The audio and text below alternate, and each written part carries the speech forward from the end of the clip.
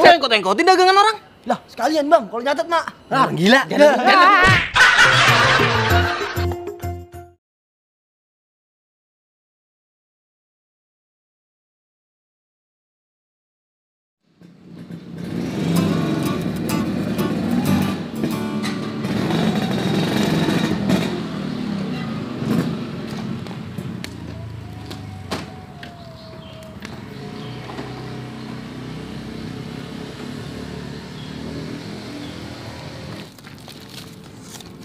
Kurang kerjaan lu, Ginari, nabun aja lu.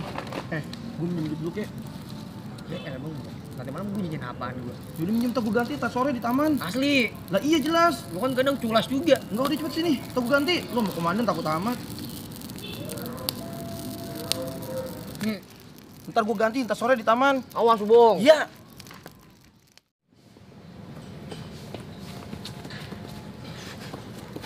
Istirahat dulu Aduh.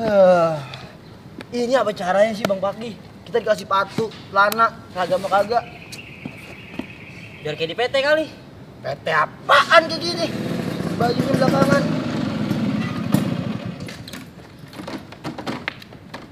Susah. Wah, kebetulan ya dulu pada nih. Malu-maluin gua aja lu pada lu.